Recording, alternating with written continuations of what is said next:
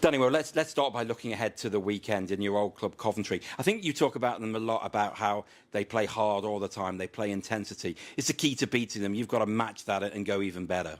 Yeah, I think so. I think we're finding that out quick as a group. No matter who we play, for example, Manchester last weekend. First time they came in, they outworked us and got the result. And we flipped the script on that. And it doesn't gonna make it automatic for you to win a hockey game, but it certainly helps. And Coventry is a team that works hard at both ends of the rink, both sides of the puck, and I think regardless of the score, that's one thing. They never find themselves out of a hockey game, or at least they have that mentality. So, we certainly have to outwork them and play consistently for 60 minutes.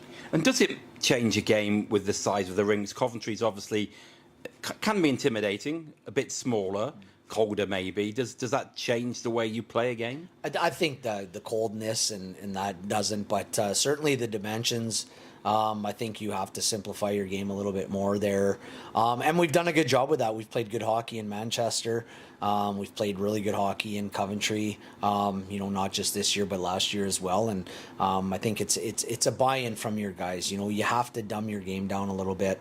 You don't have as much time on the puck. There's some crazy bounces, different bounces in there than maybe an Olympic ice sheet. And you just got to be aware of all of it. As a former player, I just want to pick your brains on that. Obviously, the Motorpoint Arena is Olympic-sized, and then I think 5's even bigger, isn't it? 5's huge.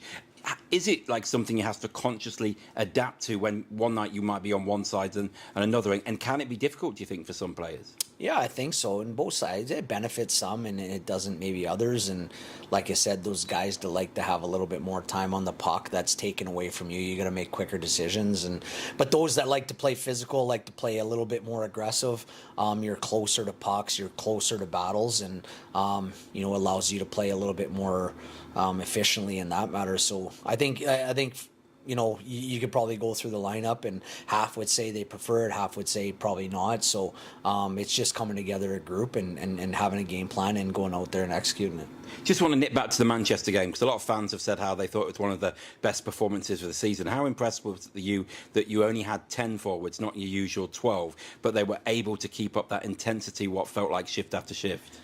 I can't say I was surprised. I think, look, at the end of the day, I think if you're rolling 3 lines or 10 forwards over the course of 3 or 4 weeks, it catches up to guys. But when you have a one weekend set where you got to shorten, and I think at times the guys, they get out there, they get into a bit more of a flow of a game, and it can actually be a benefit. It can act as a I think especially for the forwards. I mean, the forwards that are getting out there every third rep, and if they find their feet early in the game and they're not defending early on in the game, the legs get a little bit loose and they're into the game and they're into the flow of game. So I think sometimes that can be a huge benefit, and guys are getting more touches, more ability to make plays, and certainly if you got some offensive guys, they thrive from.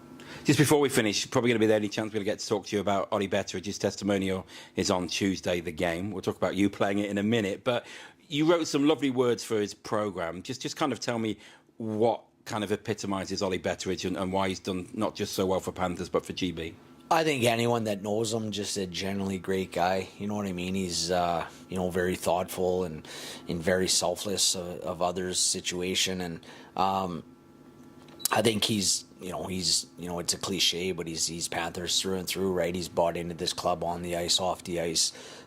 He's a huge part of our identity here, especially at the start of the year when new guys are coming in, and these brick guys, help them settle in and show them around town, and kind of show how the things work around here, and then on the ice, you get nothing but 100% effort every night, and he's such an important piece for us. Whether it's up and down the lineup, whether it's playing the middle, playing the wing, PK, he's phenomenal. You got a couple guys injured, he can step up in the PP. So that versatility is just so vital to us. And being an experienced guy, an older guy, he's seen a lot in his decade as a Panther, and that experience is huge in the room. And the coaching staff are all getting their skates on. I know Rick's on the retro team. I can't remember you and Linton. I can't remember whether you've been split or whether you're on the same team, Panthers black or Panthers gold. But are you in training? Are you looking forward to it? No, not at all. I think I retired 10 years ago. I've played in 3 games. 1 was a charity and 2 were testimonials. So I'm sure I'll be rusty, but as long as other guys are willing to go out, I'm happy to kind of park myself on the bench, and hopefully I'm not on the same team as Linton either. Brilliant. Good luck for the weekend, and we look forward to it. Take care.